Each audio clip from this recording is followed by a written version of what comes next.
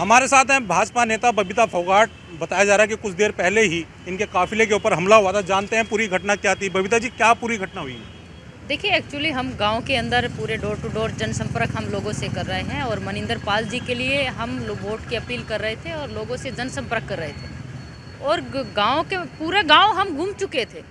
गांव में अपने लोगों के, अपने समाज के लोगों से हम गांव घर घर जाके हमने वोट की अपील की। और पूरा गांव, पूरा मुझे लगता है कि दबतवा गांव की अगर मैं बात करूं तो 90% वोट दबतवा गांव से बीजेपी को मिलने वाले हैं। और जस्ट हम प्रोग्राम करके गांव से निकल ही रहे थे और काफिले में गाड़ी आई नहीं थी, थोड़ी पीछे थी गाड़ी। तो मुझे पता चला कि कुछ लोग बोले कि विरोध कर रहे हैं। जस्ट हम आगे बढ़े 100-150 किलोमीटर पे हमने देखा तो वो लोग, कुछ लोग गुंडागर्दी का माहौल बनाए हुए थे। तो हम अपने आराम से चुपचाप अपना लोगों से आशीर्वाद मांगते हुए निकल रहे थे तो कुछ लोगों ने वहाँ पे डंडे बरसाने शुरू कर दिए। महिलाओं के साथ बदतमीजी की, 1-2 महिला को भी चोट आई है और गांव के जो लोग थे उनके ऊपर डंडे बरसाए। तो मुझे उस टाइम पे एक चीज़ मुझे याद आई। माननीय अजीत सिंह चौधरी जी ने 2 लाइनें कही थी कि जिस गाड़ी के ऊपर सपा का झंडा, समझो उस गाड़ी में बैठा गुंडा। आज तक तो वो लाइनें मैंने सुनी थी, लेकिन उनको वास्तव में चरितार्थ करके दिखाया है आरएलडी के लोगों ने और सपा के लोगों ने। मुझे अपनी आंखों से जब मैंने ये दृश्य देखा तो उनकी वो लाइनें मुझे याद आ गई और मुझे लगा कि वास्तव में ये लोग जो अजीत सिंह चौधरी जी ने कहा था वैसे ही है।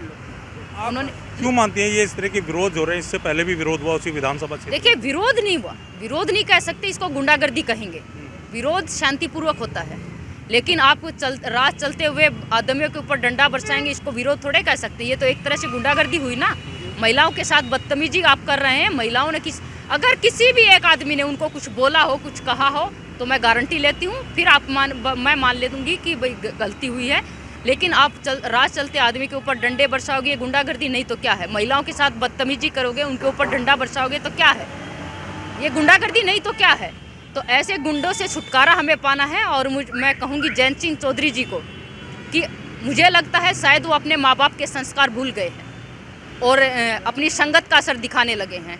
तो उनको समझाना चाहिए कि हमारे माँ बाप ने हमें क्या संस्कार दिए, बहन बेटियों के साथ कैसे आप इज्जत के सामने आपको पेश आना चाहिए। ये हमें उन लोगों को समझाने की ज़रूरत है।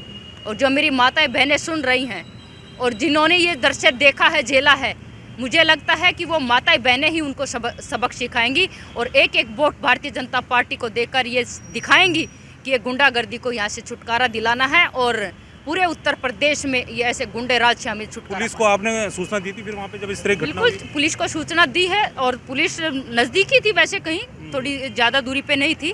और गाड़ियों के ऊपर भी पीछे काफिला आ रहा था, गाड़ियों पे डंडे बरसाए। मेरी गाड़ी का भी लाइट तोड़ दी गई है और बहुत सी गाड़ियों के साथ उन्होंने तोड़फोड़ की है और कुछ गाड़ियों को नुकसान भी औरों को भी पहुँचा है। तो पुलिस कंप्लेंट करी अभी तक? पुलिस कंप्लेंट भी की है, FIR भी दर्ज हुई है और अभी कुछ लोग जिनके सिर फोड़े गए हैं, जिनके साथ बदतमीजी की गई है, तो वो लोग अभी चौकी में गए हुए हैं FIR दर्ज करवाने के लिए। तो ये थी बबीता फोगाट जी बता रही हैं कि इनके ऊपर काफिले के ऊपर किस तरीके से हमला हुआ और हमले के बाद इनका कहना है कि चौधरी जयंत सिंह को अजीत सिंह से कुछ समझना चाहिए, सीखना चाहिए, संस्कार लेने चाहिए और अपने कार्यकर्ताओं को बताने चाहिए। उनका कहना है कि ये सब उनकी गलत संगत का असर है जिसके कारण इस तरह के हमले हो रहे हैं और इसकी पुलिस कंप्लेंट इन्होंने करा दी है। इसके बाद आगे क्या कार्रवाई पुलिस इसमें करती है देखना होगा। सुधीर चौहान, ABP गंगा, मेरठ।